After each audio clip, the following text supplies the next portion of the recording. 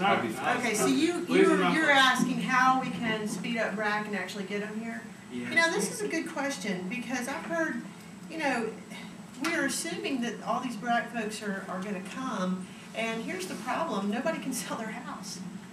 So we have folks in Washington, D.C. that would love to come, but they can't sell their house and come. So, you know, that creates a problem here. We've got to have the engineering, we've got to have the workforce, and that's where you get into this issue of importing them from other countries, because, or hijacking them, or Raytheon hijacking them from Boeing, or Boeing hijacking them from Northrop Grumman. They all get angry about this. You know, I will tell you this though, that getting our tax dollars back from Montgomery is huge on this issue, because we need those tax dollars to have, going back to the infrastructure issue, schools. I mean, we've got to provide the services here in Huntsville that the folks that are coming from all around the country are going to expect.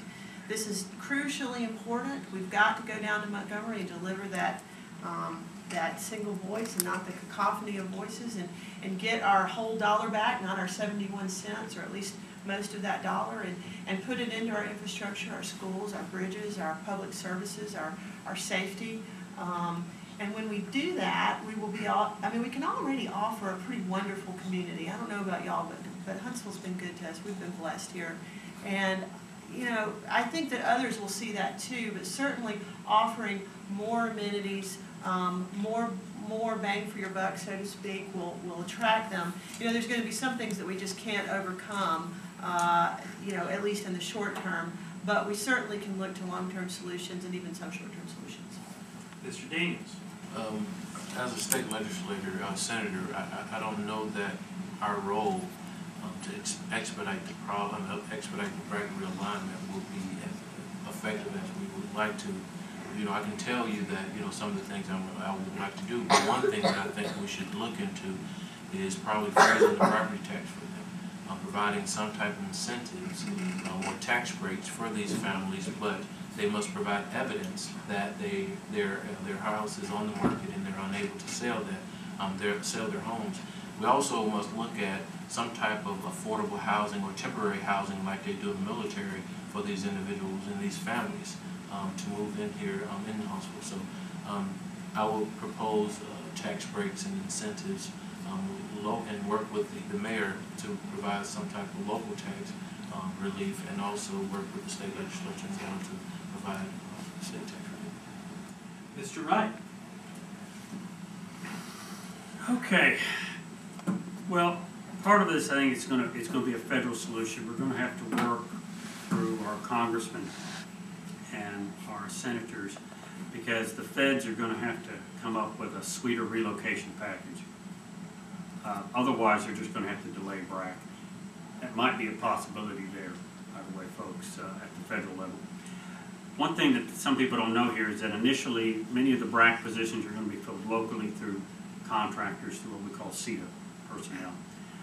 That's going to happen. I already know what's going to happen, especially in MDA. We already have very low property taxes here. We have a number of new homes that are unsold. I don't know about the market differential right now between, say, the Washington, D.C. area and how their home prices have gone down, and whether or not, you know, what the differential is here. I know that our home prices have not gone down as low. They're just, I think we're going to have to work it with the feds and try to find something locally and with the state. But I really believe the feds are going to have to come up with a better relocation package for it. Thank you. Mr. Richardson. I think housing is an important issue to me. When I first came to Alabama A&M, I majored in urban planning. And my specialty in urban planning was housing and community development. And at the time, I was really, you know, off on a stream of thought that many people thought was not very profitable and not very important. It was home ownership and foreclosure prevention. At that time, it was, you know, they said, man, no, you're not going to find a job in this. This is not a good issue. This is not something that you want to put all your time and all your eggs in one basket. And come to find out years later, housing is an important issue, and foreclosure prevention is an important issue.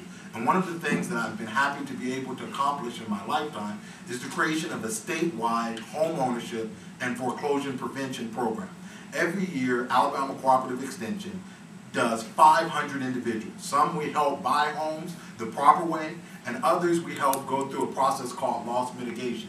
Those are individuals who are preparing to lose their home and kind of need some help so that they don't lose their investment.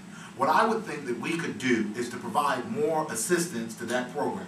It is one of the only programs in the nation that is statewide, comprehensive, and that does both home ownership, people coming in, and foreclosure prevention. As a state legislature, I would support the program that I created in Cooperative Extension to make this program more available to individuals in rural areas throughout the state and to give it a little more oomph here in North Alabama. Mr. Sanford. I think Peter was right. I think we have to address this at a more national level. It'll be very difficult for the state to provide any sort of incentive to a homeowner that's coming from Maryland, Virginia, D.C. area when we have no control over that market. We have no bearing on what happens in that market. The only thing we can do is, once they get here, try to provide, a place for them to live. I think we have to look to the national leaders and see if they can't offer a home buyer program. They're talking about a $10,000 tax credit or a $15,000 tax credit for new home purchases. We need to look at pushing those sort of measures so these people, as they leave those areas, don't forget, when they leave those areas, they're leaving an economic downturn where they just came from as they move. So it makes it much more difficult for them to sell their home. So we have to figure out a way to work with those communities from a national perspective, I believe, rather than a state perspective. As a state, senator, I think then it would be my point to go talk to the United States senators and then the congressmen in D.C. on the behalf of this area to try to entice them to work out some sort of program to do that.